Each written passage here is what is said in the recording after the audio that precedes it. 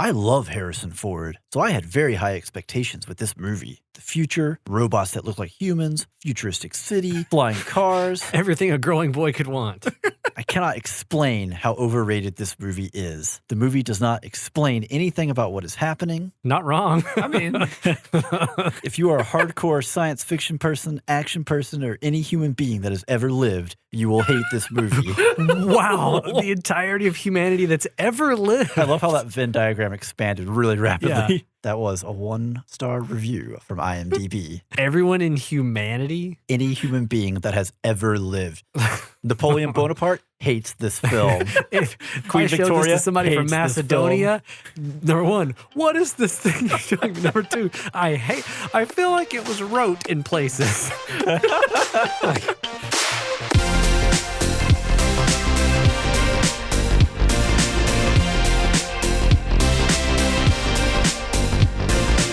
Hey everybody, welcome to the show. We are Spoilers Intended, a podcast about series and films. I'm Steven, joined as always by Andrew. hello. And Ryan. Hello. Wow, that was rude. That was actually incredible. I was offended on your behalf. I take your hello and I is he my say it replicant? Which So- one of us is the real Andrew? Quick, ask us questions. Oh no.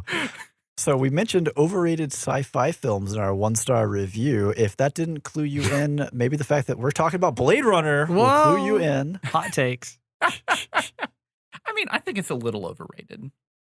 I could very easily see someone making that argument and they wouldn't be necessarily wrong. But they also wouldn't be correct either. Right. It's one of those movies. It is It's definitely a one of those films. nuanced topic. Yeah.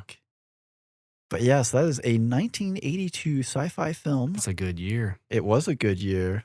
Directed by Ridley Scott and starring Harrison Ford. But before we go in too deep into the Blade Runner universe, is the Blade Runner universe a thing? That's a thing, right? There actually is. 2049? Yeah. So there's Blade Runner Black Lotus, which is That's set in- right. Yes. I haven't okay. seen that. I haven't either. Yeah, I don't know if it's any good. Me neither, but I've heard of it. Yeah, it does exist. Yes. Anyways, before we dive into the Blade Runner universe, we're going to divert and take a look and maybe discuss a couple other Harrison Ford offerings. Yep. This does not have to be your favorite, does not have to be the best. But every film of his filmography is open. Yeah, you can, if you want to do Star Wars is free and fair. Indiana Jones, go for it. No judgment. And if you didn't do it, there may be some judgment from listeners or other people. So buyer beware. Yep. Well, when we're listening to their everyone- podcast, we can hear who they pick. Ryan? I'll start off. Patriot Games, 1992. Jack Ooh, Ryan. Living dangerous here. Love that movie. It's so good. Sean Bean is the bad guy in that one. So in that one, Jack Ryan. Does Sean Bean die in that film? I'm sure he does. He's in the movie, correct? Yes, he yes, dies he in that dies, film. yeah. Yes. Jack Ryan foils a terrorist attempt by the IRA and ends up killing a dude. And his brother, Sean Bean, gets out of prison and then is like, I got to get revenge. And then he goes after Jack Ryan and his Classic. family. Hilarity ensues. No, not hilarity. Hijinks ensue. That's the one that has the boat at the end? Yeah. right? Yes. I think Just of all give it all away, Andrew. of all the Jack Ryan Jeez. films, that's not a spoiler. generic. There's a boat at the end. I'm not watching that. Of all the Jack Ryan films that Harrison Ford did, I think he did 3, I believe. I Two. think he did too. 2? Yeah. Okay. It's my favorite. I like Patriot Games. Okay. Okay. Well, Give me that's a great jumping off point because I want to just wrest this from your hands, Take it. like a boat hook, if you will. I can't Because- believe he said Patriot Games is the best Jack Ryan film. I My agree. favorite Harrison Ford Jack Ryan film. Man. For- Well, for no. It doesn't matter. You're Still- wrong you're either still way. wrong That's both fine. ways, I'll yeah. take Because 1994's Clear and Present Danger exists, It's extremely good too. and it's better. We're splitting hairs, but okay. And part of the reason why I think it was better, for me at least, is Yeah. I actually saw it in theaters. I did not see Patriot Games. So in if you'd theaters. seen Patriot Games in theaters, It you would could think have it's better. It could have Could have been. augmented it. yeah, Yeah. Wow. they could have done something. We do there. live in the I darkest mean, because it did timeline. have Sean Bean in it. It did. How much Sean Bean is in Clear and Present Danger? Just a 0. For keeping score? 'Cause Okay, he I'm was- just going to write a 0 on the wall. Y'all keep going. Yeah.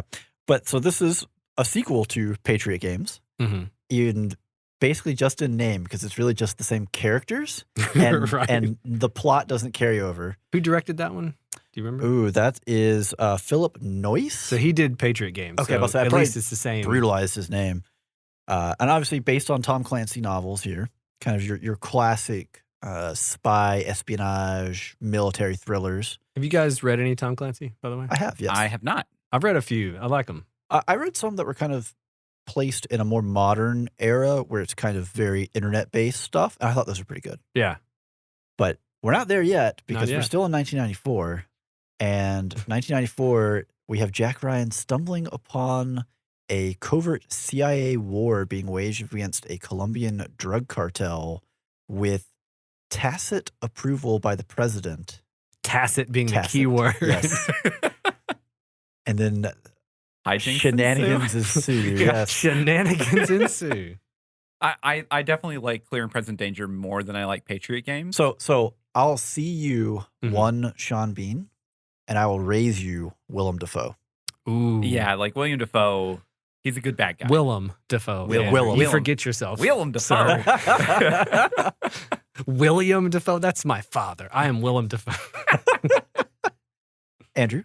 Okay, so I did not go with Star Wars or Indiana Jones Or Jack Ryan. Because I already knew that one of them was going to be taken. I had a feeling that there was going to be another one taken. I didn't realize how dangerously I was walking here because I almost picked. I was like, Patriot Games. Like, no, Clear and Present wins. You were almost like you were in Clear and Present Danger. Also, wow. I know that it's a favorite of yours too. So I was like, It is, yeah. So I picked the 2011 Cowboys versus Aliens. No. You sociopath. You bad man. So the Sean Bean scale, he is not in this film. So 2 zeros to my 1. I'll take the score. It's a binary scale. He's either there or he's not. It is directed by Jon Favreau, and unfortunately, this is not a good film. Not the best Favreau film, I will say. But it does have Daniel Craig and Olivia Wilde in it, which was fun. Sure. And so a spaceship lands in 1873 Old West. A posse of cowboys and natives are all that stand in their way from taking over the world. I've never seen this movie. I have not either. I've seen pieces of it. I feel like on TV. Okay, so it's not a good film. No, I could have told you that from the trailer. Or just the title. However, it is kind of still a fun film. Okay, still a fun film. Strong recommendation. It's one of those. It is one of those films. Andrew looked at Star Wars and Indiana Jones and said, "Nah, this is what I'm going to present." It's one of the films Harrison Ford. You mean one of the best? No, it's one of the films Harrison Ford has been in. You could have picked Fugitive. So I have seen 23 Air Force Harrison One. Ford Air Force films, One. and I picked this one. And I will have to live with this decision for the rest of my life. There's being a hipster, and then there's this. No. Gotta be different. There are honestly some. Are you okay? Do you need to talk about anything? Do we need a doctor? The film is so bad that it's good. Okay. Because going into the film knowing that it is terrible, you enjoy it more. You enjoy it more. Because there's a lot of movies that are like that. Yeah, it's totally ridiculous. The conceit is awful. It doesn't make any sense. It's right there in the title. Yeah, like they tried to make it like a sci-fi generic, like sci-fi action film. Give me the title again. Cowboys versus Aliens. So if they had renamed this to just like Prey, it would have done great. Well, if they didn't have a I would have liked it more. No. If they didn't have a much larger cast, yeah, like the reason why Prey is good is because it's a very small cast, local cast. This is like take over the world level aliens that are like planning on enslaving humanity and all this other kind of stuff. And so they need the Avengers. But we're going to start in Dodge City. Yeah, and then they lose. Yeah. That's why they started small, because they weren't sure if they could do it. And they found out the answer was no. Yeah. Because cowboys, and Indians. And yeah. They're just so cowboy. Native Americans. We'll say Native Americans. But yeah, it's not a good film. I don't really think I'd recommend it either. Then why are we still talking about? No, it's an oddity in his career. The goal was to pick a Harrison Ford film. Oh, you sure picked one. There was no reason why I had to pick Star Wars or Indiana Jones. No, we didn't. We didn't pick either of those. Fugitive. You didn't pick. There are people listening to this that are trying to drive their car off the road right now. They didn't even mention Raiders. I mean, we also have Air Force One. Firewall. So was Air not Force terrible. One was my backup. If you guys took it, yeah. Well, if you had done Fugitive. any Jack Ryan, I was gonna go Air Force One. Yeah, Fugitive was my backup. Yeah, and I mean, Fugitive. I mean, Fugitive's an easy one. Probably his most. Yeah, it's so easy. You could have done it, and yet here we are. Yeah, no, Cowboys versus Aliens, man. So we saw it in theaters. Fantastic. Fantastic. Did you go into the theater knowing it was bad at the time, or were you like, this is going to be cool? We went into the theater because it was Harrison Ford, Olivia Wilde, and Daniel Craig. Sure. That was it. Only reason. I mean, for the listeners at home who don't know this yet, Andrew will consume any garbage placed in front of him. I will gladly spite watch things. We have to keep wrappers out of in front of him from like candy bars that we've eaten because he'll just start eating them. Yeah, they just disappear. He'll consume like a anything. Cleaner. Yeah, I had to watch all 131 episodes, or 126 episodes, excuse me, of Dragon Ball Super to tell someone that it was a bad show. Wow. It took you that long to figure it out, huh? No, I knew from the beginning. I'll call you back in 1 month and tell you that you're wrong. Pretty much. 1 month later, you're wrong. You're wrong. Hang up. All right. So one other thing about Cowboys versus Aliens. Okay, just Ryan so I'm just can't clear, let this go. I'm trying to get a nugget of something out of it. So it's so bad that it's good. Yes. Right. It has Harrison Ford. It has Harrison Ford, Olivia Wilde, Daniel Craig. Is it like the action and comedy is fun? Yeah, is it campy? What is it that makes give it fun and good? It's just kind of the action camp. Okay. Right? Like, so it feels very similar to like to kind of like a 1970s like budget sci-fi. A monster from outer space. Yeah, kind of. Yeah. Yeah. And unfortunately, at the time that it was made in 2011, there's a lot of like realism tropes that tried to kind of find their way into the film, and I think that's what really took away from it. Okay. If they really leaned hard into kind of the more fun aspect of like, oh, these are cowboys fighting actual aliens, then it would probably have been a little bit more. Well, I think Jon Favreau could have done a good job with that so kind of. They should have he's a hammed good it up. director. Yeah. Yeah. It's just unfortunate. I think that it just hit at a weird time, and they were trying to insert a lot of things that just didn't really need Is to that be there. based off of a book or a comic book or I anything? have absolutely no idea. Fantastic. I really hope it isn't. It's probably a comic book, honestly, if I had to guess. Probably. Yeah. And I have no information beyond this. But I will say it with full conviction. It's probably not even like Marvel or DC. It's like Dark Horse or something. Yeah. There's some good Dark Horse stuff. Oh no, we've been I mean, writing. you have There's some you have good the Dark Horse. You have the Dark Empire series I from know. Star Wars. Yeah, I feel like it is a comic book. Anyways, let's please move It past sure Cowboys sounds like versus- Alrighty. On that note, it is time to get back to the plot of this episode, which is absolutely not Cowboys versus Aliens. We're here talking about 1982's Blade Runner.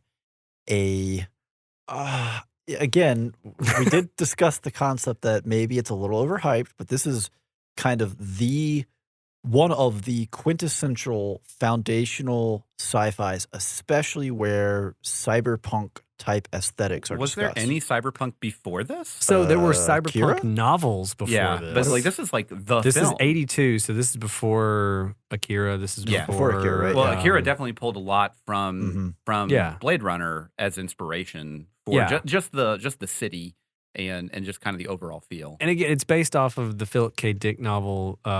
What is it? Do Electric Sheep? Do androids dream of electric sheep? That's it. Yeah. Yeah. And so I'm sure Philip K. Dick may have had a few cyberpunk stories, but to my knowledge, I don't think there's any movie or TV show that had entered into the realm of this before Blade Runner. Yeah, so Akira is 1988. Yeah. So it's a good bit later. I just wanted to confirm because I was pretty sure Oh yeah, that it was no, later. it was late definitely 80s. Blade Runner was first, Akira came second. All right. Well, let's continue with some nuggets of information. So this was I want to call it a relatively expensive film for the time, honestly. It's a $30 million budget That's pretty high. with only a $41.5 million box office. It was not successful in the box No, office. it was actually initially very polarizing, even with critics. And it kind of evolved into a cult classic and then eventually has become regarded as one of the best sci-fis of all time. Yeah. It's been a journey for it to get there. Went through multiple revisions. There have been 7 different versions released. Wow. I didn't realize it was that many. I thought it was like 4 or 5. I thought it was like at least 3 or 7. 4. So a little bit of that is hedging, right? Because in America, you get one version. And in Europe at the time, you got the more violent version. Yeah. Okay. And then we had the broadcast release, which was even more toned down from the American theatrical release. Mm-hmm. And all of those included something that a lot of people have run across in the theatrical, which is going to be the narrations. Which Yeah. we're going to get into that maybe a little later, maybe not a whole lot here. I think all of us watched what is called the final cut, Yeah. Yes. which Throughout the years, I have seen. I know the theatrical cut. I know I've definitely seen the TV version. the second version that Ridley Scott came out with, and then I've seen this one. I think I've only seen 3 different versions. But the final cut is definitive version of the Right. Yeah, it's the one to watch. Yeah. So it's important to note here for all of those prior versions before the final cut, Ridley Scott did not have final creative say until that last version. Yeah. So I would definitely consider it the definitive to watch if you're going to watch it now. The theatrical version, which I have also seen, does not do this nearly as much justice. The narration just does not help a lot. And we'll get into that here in a moment, but something that did help a lot, the music by Vangelis, Yeah. which is a shortening or a moniker. He's a Greek composer, and I am not going to remotely attempt to pronounce his name. Please try it just one time. No, absolutely not. Can we just get just one try? No, I don't even have it fully written out to do this. 3, 2, 1, go. No. Okay.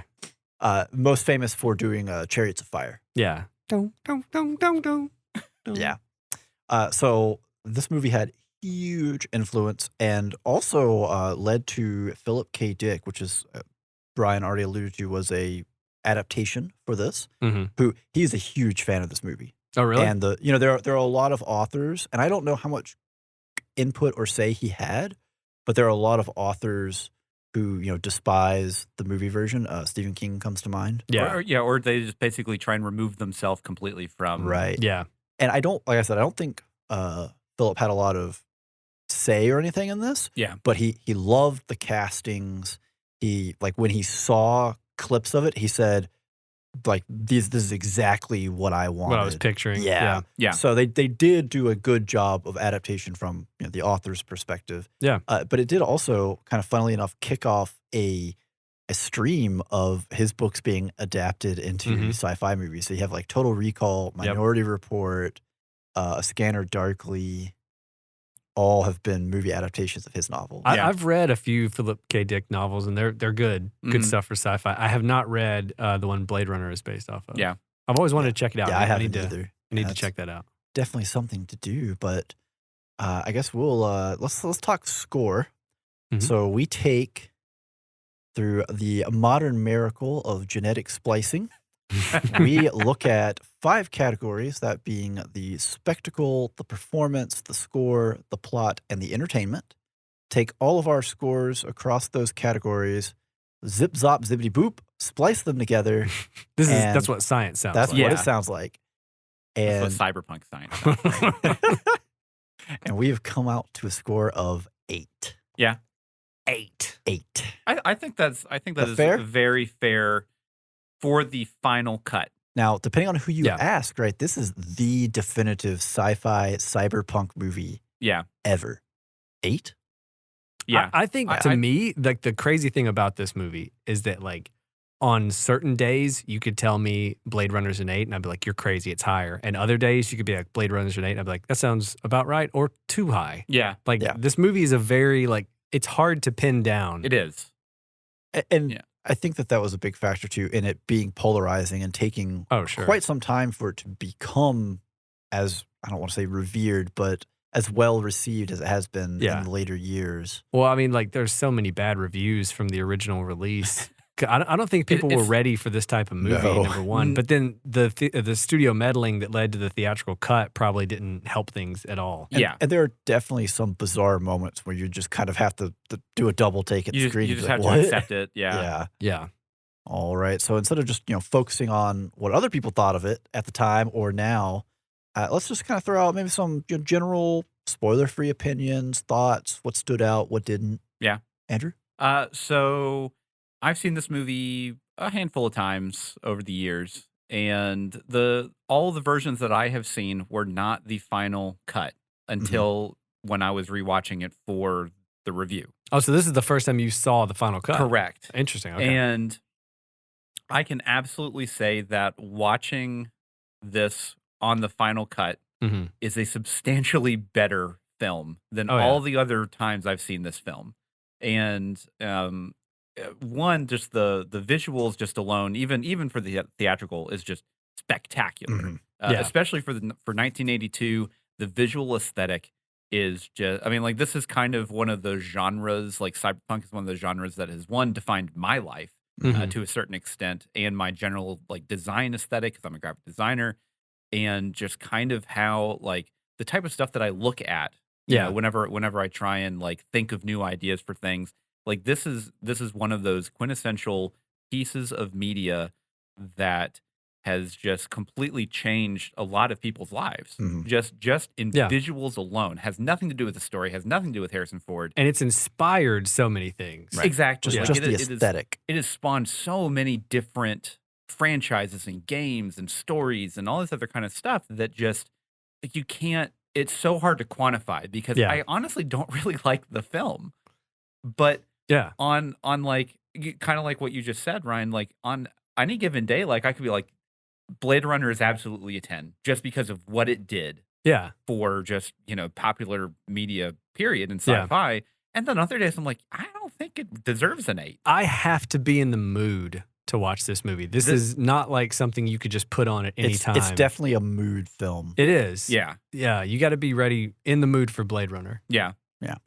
I think it is a flawed masterpiece, is the way I would describe it. Yeah. Right? Like, it's just like, it's essentially required viewing for anyone that is a fan of science fiction. Absolutely. I think, like, just, again, for the historical importance of it, but also just because of how many things have been touched by this movie. Yeah. You know, like, how many different franchises and things were inspired.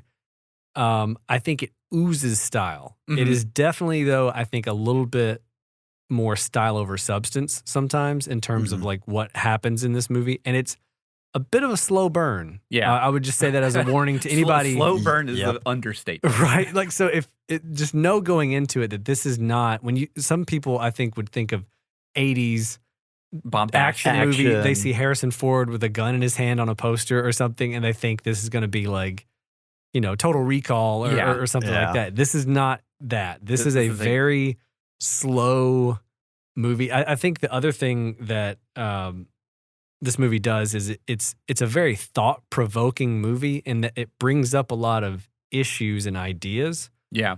But it doesn't explore those ideas very fully. It's more of a, like, it gets you thinking about these ideas. So go into it knowing that too, that, like, if you like movies that inspire you to think about, oh man, you know, what about XYZ? Yeah. It's good at that, but it doesn't get nitty-gritty into a lot of the things it brings up. Yeah. Steven?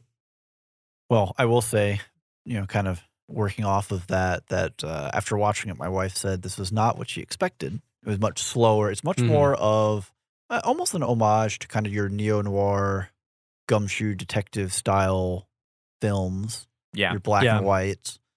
And it is definitely a slow burn. It is not Indiana Jones. It is not Star Wars. It is none of these kinds of things. It's basically the antithesis to most every Harrison Ford film. Yeah, actually, it's a very different role for him, while still being his iconic role.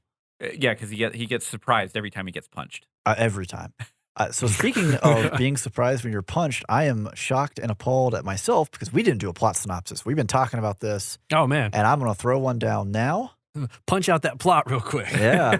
So in the near future of 2019. Oh, no. I would just like to say they had some big expectations going from 1982 to 2019 of what was going to happen. They really did. And I laughed. Yeah. Flying cars, absolutely. Multicolor screens, get out of here. But in the near future, the police department forces former Blade Runner Rick Deckard, Harrison Ford, out of retirement to hunt 4 genetically engineered replicants who have escaped the colonies and returned to Earth. Designed to do difficult, hazardous work, the manufactured replicants are stronger, faster, and smarter than humans. Yeah. That's about it. Daft Punk wrote a song about it. I'm sure there's a lot of songs about it. I was joking, and then I was like, the joke became real. I will say, talking about the set and the look and feel of it, I've been to the Museum of the Moving Image, which is up in Astoria, New York, and they have, as one of their displays, part of the big model of the city scenes that they fly over. Yeah. And yeah, that thing, one, it's quite large. I mean, it's not huge for a scale model, but it's half my height, easy. And Yeah. it's just one part of one building.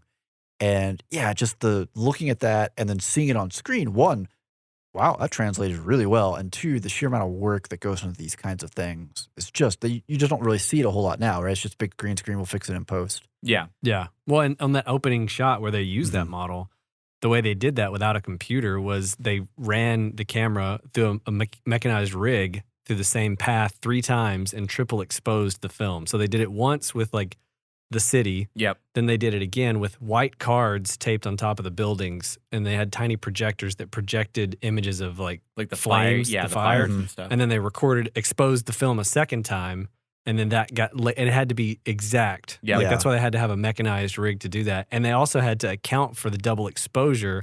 So the first time they had to expose it like under what they needed it to be, and this is all the stuff, the hoops they jumped through before, nonlinear editing and Yeah. computers. Any were kind a of part digital it. technology, Yeah. you just, hey, we messed it up. Well, we just burned a whole reel of film. Right. Yeah. Yeah. Yeah.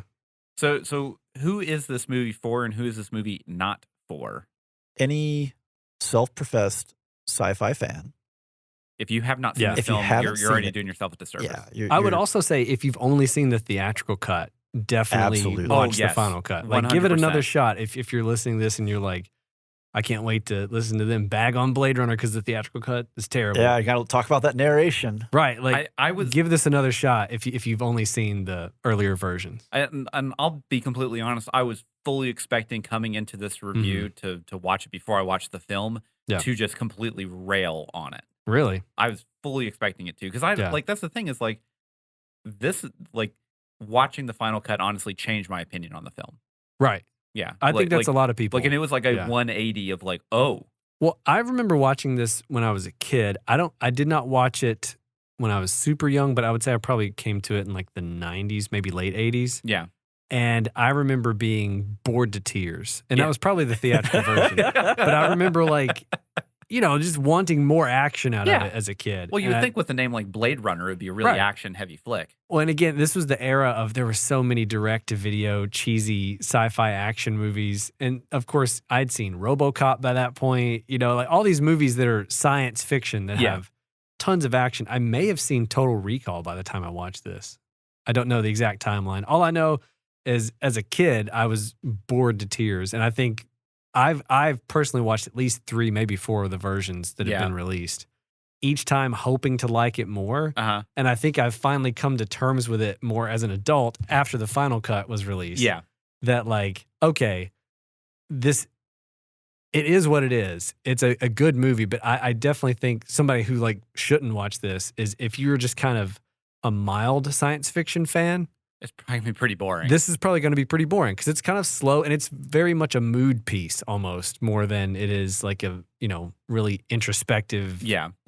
deep dive movie. So if you're just on the surface level kind of a science fiction fan, I would steer clear. This is more for people who are definitely in the realm of yeah. science fiction a lot. If you do like noir kind of like Steven said, gumshoe detective style pieces, this is definitely kind of on that same realm. It just has a sci-fi motif to it. I would But say though that like it's more of like the aesthetic It of is. noir versus the story itself isn't as It's not a very deep story. right. Yeah. No, not really. Yeah.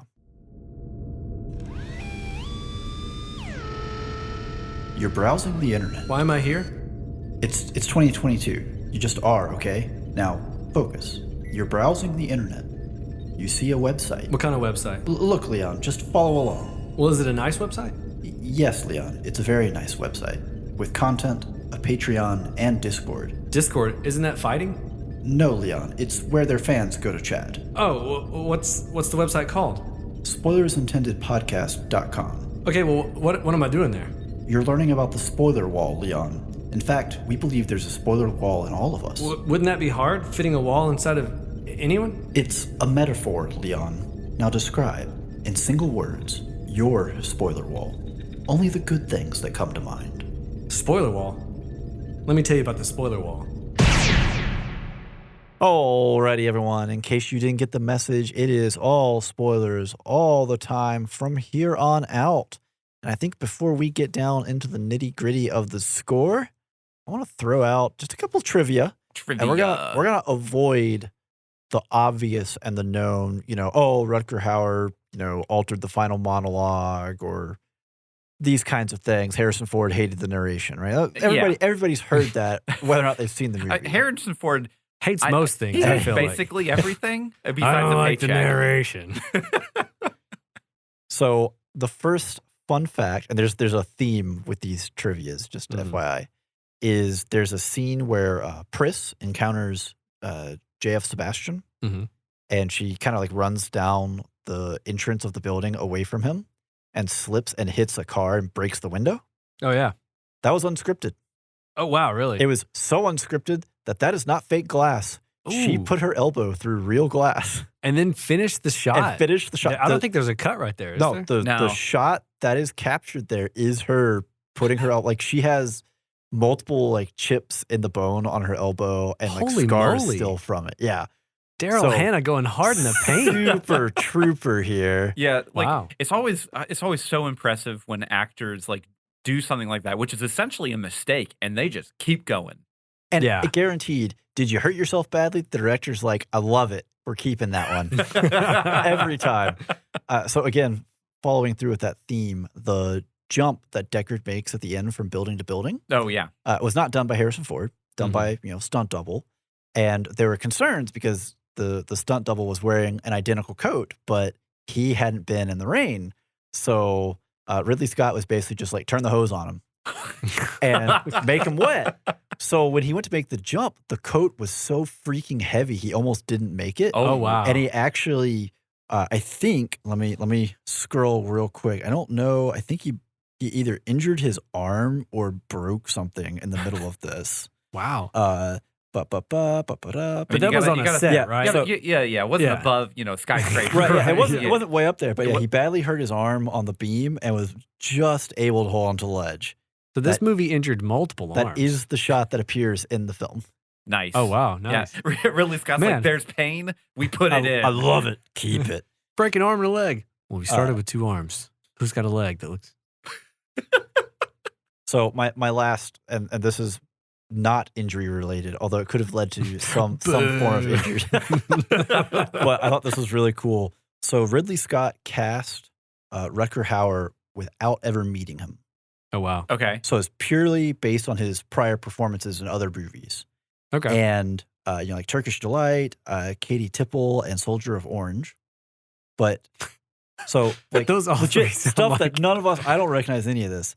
But Scott was so impressed, right? So he just, like, calls him or whatever, you're hired, be here, blah, blah, blah, whatever. So, because Hauer had never met him, he decided to play a prank on Scott. So he showed up for the first day of shooting with green sunglasses, pink satin pants, and a white sweater with the image of a fox on it.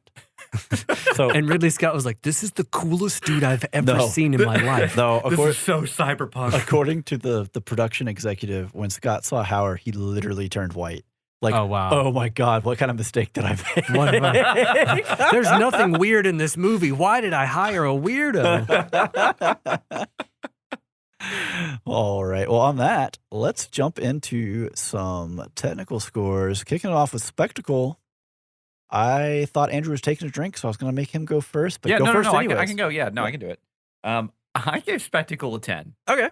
Hachi-machi. The visual effects for the time are fantastic. Yeah. But this is like the aesthetic of this film just oozes so much style and so much that has influenced everything else that has come after it, that this is what you watch the film for, in my opinion. Yeah, absolutely. Is basically the general world of, essentially, it's Los Angeles, right? Yes. Dystopian Los Angeles. So Los Angeles. Yeah.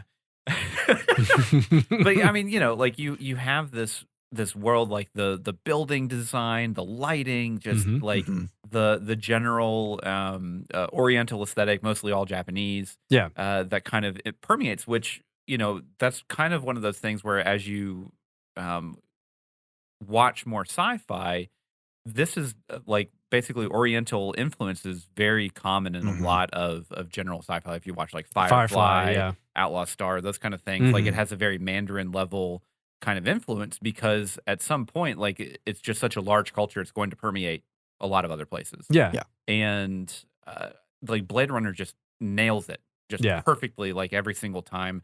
The lighting choices that Ridley Scott uses in this film are just fabulous, especially in the final action set piece of him like running through like the rain and the dilapidated building with all the like the the dolls and everything. It's such a creepy setting. Oh, it's so creepy, and it's just fabulous. I can't like if I could give it higher, I would, just because of how well influenced this film is. Nice. I'll jump in. Yeah. I gave it a 9. Yeah. For most of the same reasons. I think the cinematography is incredible. I think the lighting especially, like the really, lighting is really, like there's so many scenes like when they're in the room at the police headquarters and they're watching the Voight comp test and it's like just blue backlight from behind, just harsh and like so good. And then in the Terrell, when he's given Rachel the Voight comp test, just the sunlight and the lighting, everything's just incredible. Well, when the shades are going down and you have like the kind of blue hinting through, and that's not even talking about the actual replicant reflection. Oh, that they do in the eyes. Yeah, in their eyes. I looked up how to do this because I was so curious in 1982 when they're having to like double expose film.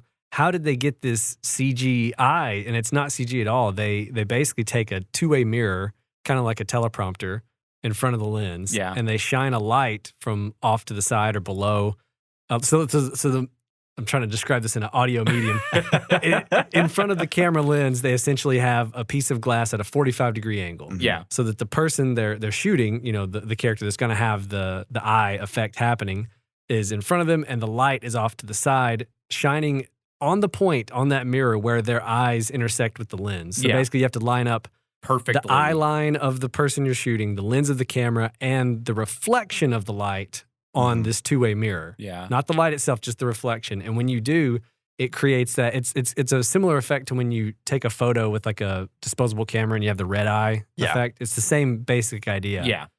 And so like that they did that throughout this movie in subtle ways, was just like anytime they put it in the scene, it's like great. The other thing I do want to throw out real quick was just the sorry, give me a second. I forgot what I wrote down here. Oh, the only reason I docked it a point was because I feel like, especially in like with the toys and the clowns and stuff, it almost gets too unhinged and out of control for me at a couple points. Like other than that, though, I think everything you said is great. Like the cinematography, the lighting, and just the aesthetic, the world building that happens just visually. In this movie is almost like unparalleled. Just like walking down the street or him sitting in his car, and then the policeman just kind of comes down and like, "Hey, what are you doing? And I'm arresting you." And you have like the street urchins who are like trying to rip something off his car. Well, they do rip something off, and I can't remember what it is. It's like, I hope you didn't need that. What, Steven, what about you? Yeah. So I gave it a 9. Yeah. A lot of similar reasons here. This movie essentially defined visual sci-fi cyberpunk as a genre. And there are so many things that draw inspiration from it that, again, even if you're like, well, I just watch modern movies, I want my CGI, and you go back and watch this and be like, well, are some of the effects a little dated? No. I think the biggest part where I kind of knocked it for are, we have the scene, I've forgotten the replicant's name, but she's running from him and goes through the glass. Zora. Yeah. And like stuff like that, which that was done very late in production with low budget, and it shows. It definitely shows. Yeah. Sure. So stuff like that, it hits, but all the other things, just the aesthetic that they built up, they created apparently in the future, and by the future, I mean 3 years ago. 3 years ago. 2019. It cracks me up. It always rains in LA, which, sure. Well, Acid rain. But this would be after, rain. All of the nuclear wastes and whatever has caused acid rain to happen. The polarized caps have California melted. all the time. And, yeah. California's probably broken free from the U.S. It's floating out there. It's just floating as an island nation. I will say, too, that with the final cut, they added some CG here and there, and they kind of cleaned up some of the special effects. Yeah. But unlike George Lucas, they didn't go back in and put stuff that did not fit and looked obviously out of place. Yeah. They basically just tried to clean up what they had, and then well, You could definitely tell with the final cut, it is a much more polished version of the visuals. But they don't go so far as for it to look like here's 2019 CG thrown into a 1982 movie. and one of those instances is again the glass breaking scene with Zora, where of course it was a stunt woman, and in the original theatrical cut, you can tell that it's not Zora as the actress. Yeah, and they actually went in and kind of digitally inserted. Maybe not her face, but at least okay. enough to where it made it not looked as, more like her. Yeah, not as just like, who's this random lady busting through Right. glass, Yeah. So tasteful touch-ups. Yeah, And also, honestly, compared to theatrical, they almost really removed scenes. Whereas Lucas, again, really loved the idea of, well, what if we told you more? It's like, dude, we already like the story. We don't Yeah, it's need like, more. we don't need more. Stop. Alrighty. Well, speaking of stopping, let's stop spectacle and go right into performance. I was like, that's a weird section. I got to use whatever you give me here. Performance. So, performance. I went first. I feel I'll like go this first. could be contentious. I don't know, right? I gave it a 7. Yeah. My biggest thing is this is Rutger Hauer's film.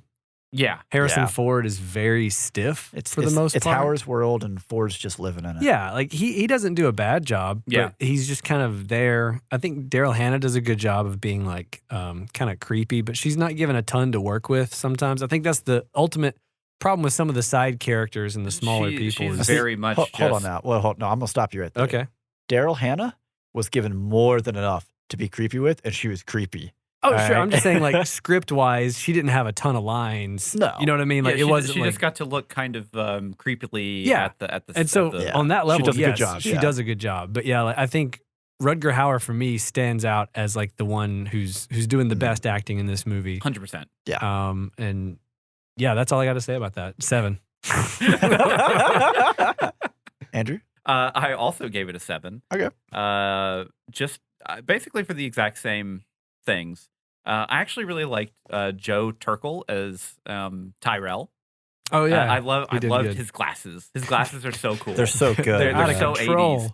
80s. But no, I totally agree that Rutger Hauer is basically the star of the film. It just happens to have Harrison Ford as the main billing. Yeah, Mhm. And Harrison Ford is one of those guys where he kind of plays himself or he plays the same character in almost every single film that he's in. Right. yeah, And this is definitely no different. He always has the surprised face when he gets hurt, and he has the gruff face, Yeah. whenever he's not getting hurt. and then when he is trying to get into the dressing room and he's doing like the fake voice or whatever. I feel like there's a scene from one of the Indiana Jones movies where he does an impression of somebody or tries to sneak in. He does the same voice almost. Or maybe it's something else. Well, I mean, we have the no ticket scene from. yeah, No ticket. I don't know. Like, I don't know. Yeah. Harrison Ford was very flat for this for me. And Yeah. Rutger Hauer is definitely the star of the film, I think. Yeah. Like, Well, I Steven? gave it a 6, and I am going to say all the same things that y'all just said. One, this is Rutger Hauer's movie, and we're all just living in it. yeah. 2, I don't know if it's the dialogue, the directing, or even just the idea that in 1982 these people were told, "Hey, you're a robot," and they were like, "Oh, I need to be stiff." Yeah, there's like- a lot of kind of like bug eyes. Well, with Yeah. Rachel especially, Yeah. and Yeah. Sean Young, I couldn't tell if like she was stiff or she was being told to play it stiff because Yeah. we're supposed to not be sure if she's a replicant or not. Well, you know? and there was like, and I understand it's kind of meant to be a little bit of a weird relationship with her and Deckard, but at the It same is. time, well, I mean, it is, but like plot wise, that's a whole different thing. yeah, But like, there's just literally no chemistry yeah, between them at all. yeah. No. I will say I do like William Sanderson's job as J.F. Sebastian. Yeah. Yeah, he did a good job. Obviously the character lives in very creepy circumstances of his own choosing. Yeah. I don't know how anyone could possibly sleep in that series of rooms. In an abandoned, weird, giant building that leaks water all the time, filled with clown robots and that Just walk around. nightmare There's- fuel. Yeah, there's a lot of things. Yeah. Could you imagine any weird thing breaking into your house? You just be like, "Oh, hey, what's up? Are you another one of the weird things Like- that lives here?" Like his whole story, right, is the idea that his body is degrading, right? It's like Yeah. he's only 25 or 25, something, yeah. and it's like, bro, no, your body's not degrading. Like, look at look at where you live. It's your mind. Yeah, like going insane here, bro. Yeah. But yeah, I mean, it's same kind of stuff. You know, it's very very stiff, Mm-hmm. and everyone feels kind of smashed flat. And you know, their whole idea of Rachel is like a quote unquote perfect replicant, perfect imitation of a human. It's so hard to tell, and it's like, dude, you just look at her, you're like, yeah, it's a robot. I am enjoying the conversation. Okay, Yeah. she's clearly a replicant. All right, so score Score. of the score. Score of the score. I'm gonna go first. Sure. I'm gonna keep talking. Give it a 9. Yeah. Yeah. Nice. I will say, so we talked a lot about the spectacle, the scenery, the Yeah. aesthetic, right? And we just kind of riffed a little bit on most people's performance. Yeah. So if anything was selling the mood and the feel of this beyond the looks, it's the music. Absolutely. The I mean, the sound. music is as dripping in style as Oh, the visuals. yeah. It's like right there along with it. Yeah. But those first few scenes where you fly over the city and the just wow is going, it's just like, oh man, this is everything I want out of cyberpunk. The Yeah. opening, scene Yeah. just alone is like a showpiece for how to start something and- off and like set the tone. Mhm. Yeah, well, and you know, like we've said a couple times, this is like a genre-defining film. Mhm. This is a genre-defining film visually and musically. Yes, Yeah. absolutely. Like Mhm. I think that this was just knocked out of the park. Yeah. Now I will knock it for some of the sound design. Yeah. Some of the effects are a little rough. Yeah. Although, of course, realizing that Pris breaking the window wasn't on purpose, I'll give that one a pass. Sure. Because they're just like, I don't know, break something, make something up for that. And I'll also say that the final cut, the sound mix is way better It's than way the better theatrical than the version. theatrical, Yeah. Ryan? I'll Ryan? jump in. I gave it an 8. Yeah. Okay. I love this soundtrack. I think Vangelis is like the godfather of synth music. Yeah. And he proves why with this soundtrack. Again, I said earlier, it perfectly matches the visuals and it Mhm. sets the tone. Where I feel like the soundtrack is lacking is where I also feel like the movie is lacking in some ways, is that the action scenes in this movie, a lot of the few of them that there are, There's like There's basically no 2.5. Yeah, there's no like music. they No- just cut the music out entirely. And then in some of the action scenes, like the final one where he's fighting Roy, not really fighting. He's just or kind of he's running It's a away horror trying to film. survive. Surviving, Roy. yeah. Yeah. They just use very subtle music punctuations here and there. I Yeah. feel like that was an opportunity for them to like really get in there and do some not like I'm not looking for like Terminator 1 or anything Yeah. like that, but like I feel like there was the problem I've always had with this soundtrack is it's a perfect mood setter Mhm. for the slow, like atmospheric part of it. But Yeah. anytime there's any action, they just remove the soundtrack. And I feel like it would have been better for me and more of a complete experience if they could have like had some kind of, I don't know, not pumped up music, but just something more than what the slow kind Yeah. of noir inspired aesthetic they were going for the rest of it. But it's still extremely solid. And I Yeah. think it matches the visuals perfectly Mhm. in the mood. Andrew, what'd you give it? I gave it a 9. Nice. Basically for the exact same reasons you guys kind of Sure. said. I mean, the sound styling and just the whole background music is just absolutely fabulous. The Mhm. opening sequence of just going through the city Yeah. and stuff. Oh man, it's great. The sound design is kind of where I knocked it. Was there's a lot of I actually don't really like the sound of the gun Yeah. for whatever reason. It feels too big for what it is. I don't know. Well, how to in the opening Voight comp test, the gun, it's got like 6 barrels or something. So I always just Yeah. assumed that's why it sounded like that. It's because it was like shooting 6 bullets at once or something. Yeah. But there's just a couple sound effects here and there, especially in the street chase. Mhm. Was a little just I don't like. It's very hard to tell what's going on Yeah. in that scene, anyways. But the other thing was to there's a lot of, and this is more just the product of the times of like 1980s, Mhm. is that a lot of the audio is very hard to hear dialogue sometimes. Yeah. Yeah. And and there's not a lot of dialogue in this film, but when they say something, it is important. Yeah. And if you can't hear it, then you're going to lose something from that. And I definitely will say that the final cut is better out of this than it was. Definitely. Yeah. From Yeah, the theatrical absolutely. cut, where like there's just times where I'm like, I have no idea what they just said. Yeah. And we maybe this is the point where we should mention that in the theatrical cut, they added basically a narration at the end of it. Mhm. Yeah. And the studio made them do that because they were like, people aren't going to understand what this movie is. And so it has this weird epilogue where Harrison Ford's like driving through the country and like It's gonna eat a lot of peaches. dang old Blade Runner just out here rambling. Like, it's really weird. I don't even remember what he says. Do y'all remember anything in It's the just kind of the happy ending. I've put it out of my head. Yeah, like I Yeah. can't remember. But yeah, it's like a cheesy happy ending that they Yeah. added in. Yeah, I mean, it's honestly kind of amazing that the film survived as well as it did, because when they shot the final action sequence, Mm-hmm. that whole shooting was wrapped roughly 1 hour before the producers basically took over. Oh Wow. wow. Yeah, so it's amazing that It survived as cohesively as it could have. yeah. Well, we are moving into plot. Yeah. Not me first. I want to hear Ryan. I'll go first. I gave it a 7. Yeah. All right.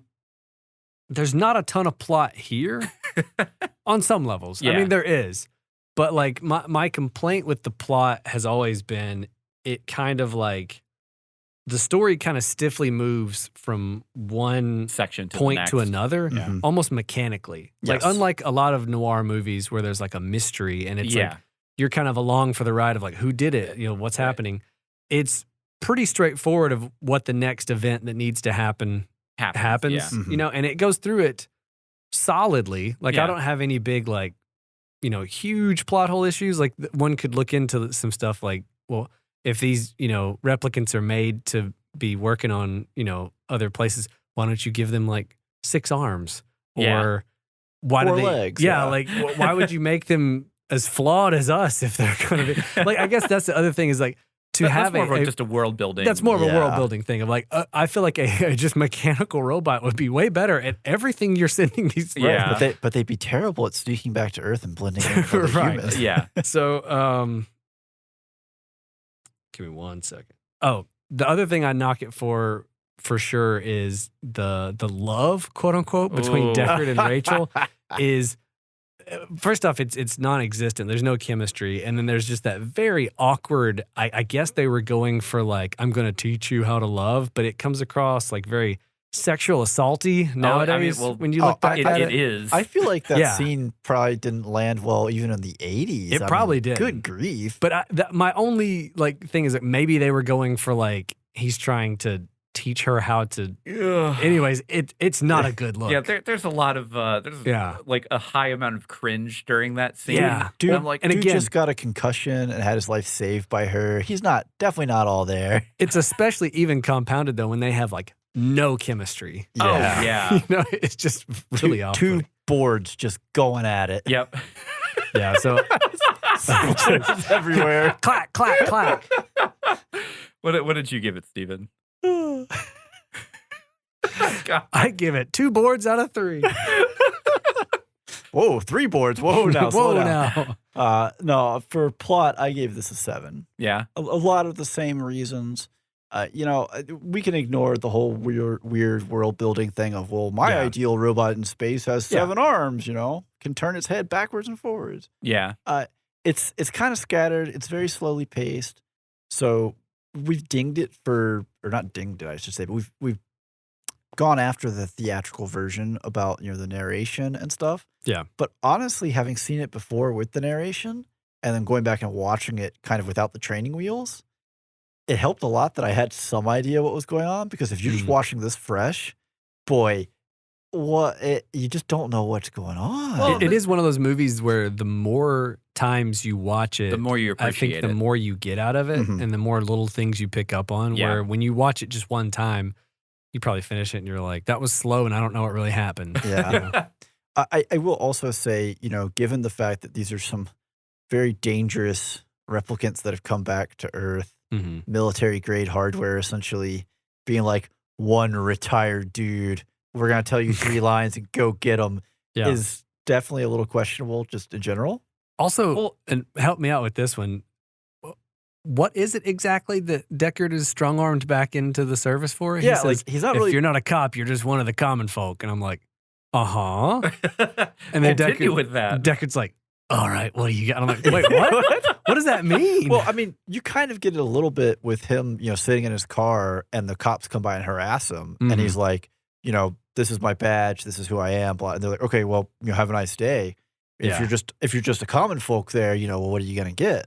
I guess you just get harassed more. We get thrown in jail, but no, the hooks are not obvious. Yeah. And also the whole purpose of, well, let's go get the one retired dude and send him out here to deal with these people instead of, I don't know, having a squad or anything. Like, I need the old Blade Runner. Well, I guess the real question is, they were all going to die pretty soon. That was another thing. That's another So, thing. like, go hunt them down. Dude, we got like give me less than like a week, right? Why are we hunting these guys down? Because clearly they're only after one guy. It's the principle of the matter. Well, I guess there is that like kind that's like the hubris of the human race. Well, right? they don't want them to get out that they've made it. I think. I guess back. so. Yeah. Yeah, just a perfectly healthy looking dude walking down the street just is that could be a problem. But also they were trying to get into the Tyrell Corporation headquarters. Like there were originally 6. But if they knew that, you think you would just be like, hey, bro, I put you on this corner. The rest of y'all are on these other corners. They show up, shoot them. If they don't, in a week, the problem will be fine. Yeah, exactly. Also, it's like, we need to screen people. Do y'all have like a blood test? No, we got this weird thing with a camera and like questions. We ask them weird questions. Takes sometimes up to 100 questions. Yes. So you can't just do a blood test to see if they're like, no. So I gave it a 7. Okay. It's basically the same points. I had a general problem with the love story or lack thereof. And yeah, I don't know. The whole thing, just the whole general conceit of these guys came back from the colonies. Okay, stop there. And then you're like, well, we need to get rid of them, but they're gonna die in like at minimum 4 years. And when these things were made, right? Right. Like they didn't have a serial number on these guys. You have a receipt when these are made. Yeah. So at that point, like you just know that they're gonna die in a week. Well, and that's again something that's not really explained. Yeah. Is like, is there not like maybe it's like 4 to 6 years? It could be kind of like open. They never really give a definitive. Or maybe they're concerned these are so advanced. What if they don't die? Yeah, or what if they don't die? Or, and that is totally fine. That was just never explained. No. Because obviously, the side plot for the replicants is they're going to like geneticists to try and see if there's it can a way be reversed or whatnot. Yeah. So they're trying to find a way out. Yeah. The one thing I will say though from the story is I actually really do enjoy the nuanced kind of questions of like general existence that that they kind of ask and kind of like present to the audience as you're kind of watching the film,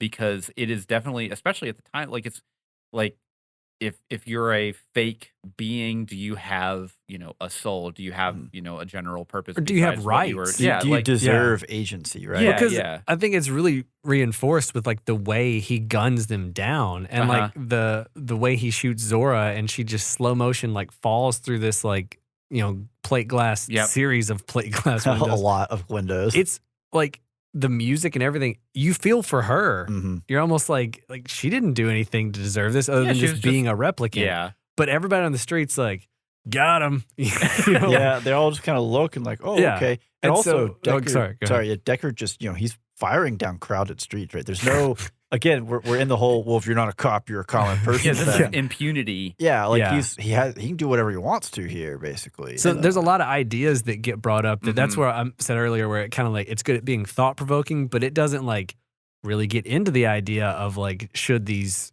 replicants have rights? It leaves that up to you to kind of ponder on later. Well, and the final scene with Roy, and he, clearly Deckard is about to die because he's going to fall off the cliff or fall off the skyscraper. Excuse me. Yeah. It's a cliff in general sense. It's an urban cliff. Yeah. and then he saves him and brings him up, and he's like, you know what? I've made this guy's life a living hell for the past couple weeks or whatever, and I've just terrorized him for the past 20 minutes. Yeah, just creepily ran down the halls in my underwear for no reason. And I'm gonna howl at him like a wolf. That'll mess with me. Yeah, and clearly Deckard is completely outmatched with this. Like he has absolutely no chance to survive any kind of direct confrontation with him. And then he just kind of stops and he looks at him and you're like, I think that's it. and then he just dies. Well, Yeah. I mean, you do at least get some hint that he's having issues with his hand, where his Oh, of hand course, stops yeah. working, and he's like, no, not But yet. he knows that his time is basically right coming there, up, yeah. and I like that bittersweet ending to where like Deckard isn't a hero here at all. Mm-mm. He No. didn't beat anyone. He doesn't win. He No, doesn't, yeah. Yeah. And then of course, the guy comes back, like the detective guy, he's just kind of like, look at that. You did it. And he's like, I didn't do anything. Right. Where were you 10 minutes ago? Yeah. So Yeah. we're kind of getting into more like entertainment levels at Yeah, this I mean, point. we can carry on from Yeah. here. Just Yeah. keep going. Andrew, jump in. Keep going. Keep going. I gave okay. I just wanted to make sure I looked at the right page. I gave entertainment an 8. Okay. Mostly because it is just I have to be very much in the mood to watch this film. Yeah. But I will say, so it was going to be way lower than that score. Yeah, this is a much higher score than I expected you to give it. Yeah, honestly. it was going to be way lower than that score. Honestly, watching the final cut changed my opinion on this film. Not like, it made me feel a little bit better about it. It Like completely changed. This was a 180 from how it was, because like I've seen the film a couple times, and it's one of those things I absolutely appreciate what it did to just so much stuff. But then I just didn't like the film. Yeah. And going into it this time with the final cut, it is so much better. So what specifically about the final cut pushed it over the edge just for you? made sense. Okay. Like I don't know, like it made sense. The visuals were nice and punchy. With the, I guess like the higher fidelity kind of finishing that they did on it. Yeah. The sound design was better. The music was good. Like it was far less confusing than it was whenever I watched the theatrical release. Yeah, like if they could have found a way to fix the awkward Sex we scene? keep calling it a love scene, and I don't. No, it is a sexual assault scene. I feel like they could have Yeah. just cut it Yeah. out. Yeah, like if they had found a way to fix that, I think It would have that would have been the ultimate punch Yeah. of the like, oh yeah, we finally nailed it. Yeah. So I gave it a 7. Mhm. And full disclosure, if this is the theatrical release, I'm somewhere around like a 4. Yeah, Yeah. I'm closer to like a 5 and a 4-ish. Yeah. Yeah. So it helps a lot. Adding in, which it wasn't in the theatrical release, the unicorn dream sequence. Which is a shot left over from Legend. Yep. Or reused from Legend. I think it's reused. Yeah. Helps a little bit with kind of asking the other question, right, that a lot of people like to throw out Is there. Deckard a replicant? Is Deckard a replicant? Yeah. Because his detective friend leaves the unicorn. The unicorn Yeah. So origami. is this a shared link where they're both experience? Are they both replicants? So they do both experience these dreams, Yeah. which I think is interesting because when you go back to Philip K. Dick's original novel, and the Mhm. title is "Do Do Androids Androids Dream of Electric Sheep?" Right. Yeah. So this is kind of your electric sheep. Yeah. So I like that. I thought that was a better flow, especially losing the quote unquote happy ending where they're just Yeah. driving off to the countryside, because it's just at that point it's such a whiplash of scene change. Yeah. It's just too much. Well, Like, the you way the can't- ending is in the final cut with the With the like, elevator. they're the elevator, and they're trying to like get out, and the doors open, and he sees the origami. Like all of it is very like in line with the rest of the Mhm. movie. Yeah. That Yeah, it definitely feels the very on theatrical- tone. The theatrical version, that was just the ending was Mhm. terrible. Yeah. Yeah, but I will say, just it is a slow movie, but I like the slow. I love Mhm. the feel, the aesthetic, the music, the ambiance, the just kind of that overall questioning that you get from it. Mhm. And there is a little bit, this is in the 80s, and nowadays you might look at this and be like, ooh, this belongs on, r/I'm 14 and this is deep. And yeah, it could. But I do like that they pose a lot of questions and they never actually try to answer them. They just leave them there for you, Yeah. almost as an aside. I'll jump in. I gave it a 7. Yeah. Okay. For mostly, I mean, all the same. I think the theme of this episode is one of us goes and the others feel like, yeah, I pretty much agree. Like every one of our points has been like that. The only thing I would just say to me is why it's a 7 and not like a 10 or a Mhm. 5 or whatever is I think if you're not in the mood for Blade Runner, this would be a 4 or 5. Yeah. Like you Yeah. really have to be in the right headspace to does- truly appreciate and enjoy this movie, because there's not a ton of plot to appreciate and love. It is more style and vision Yeah. than it is plot. And again, they bring up a lot of thought-provoking questions, but they don't really explore those questions. So if you want a movie that explores that stuff, watch Blade Runner 2049. Yeah. If you want just the mood piece and you're willing to, again, maybe watch Blade Runner a few times, because I think you do catch stuff and maybe you've thought about the things it brings up in your own time and come back to it later. Yeah. It's great. But yeah, it's 7 for me because it's not one of those movies I can just watch anytime. Yeah. It fluctuates. Yeah, it definitely, you got to be in the mood for it. But when I am, it hits pretty hard. Yeah. Yeah, definitely hits right. Yeah. Well, it does sound like we are nearing the end of this show. And while we don't have a Voight-Kampff test for you to prove that you are a human, we do have a way to prove that you are a fan. If you I was want, wondering where that was going. if you want to support the show and even get a little something for it for as low as $1, you can listen to all of our bonus episodes. And those are done in a different format. It's a lot more relaxed. We're just here having fun, kind of starting off the show with a list of possible topics or questions that we choose from at random and just kind of take it on the volley, if you will. Got to kind of wing reactions. it. Yeah. So Oh, yeah. it gets a little contentious, sometimes a little spicy when we're trying to hash out, something like a Star Wars tier list.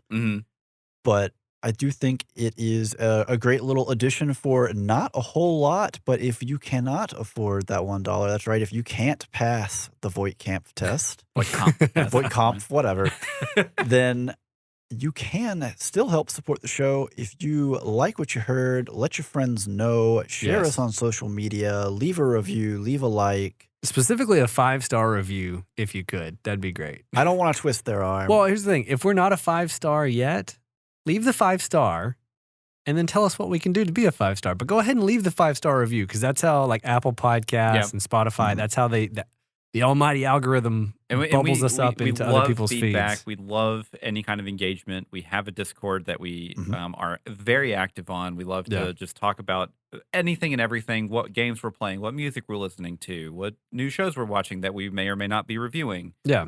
And obviously follow us on social. If you see us post something, please like and share it. We just want to get out and spread the word about this podcast. Yeah, any little thing will absolutely help. But on that note, I do believe that is all the time we have for this episode. Until next time, I'm Steven. I'm Andrew. And I'm Ryan. And every spoiler was intended.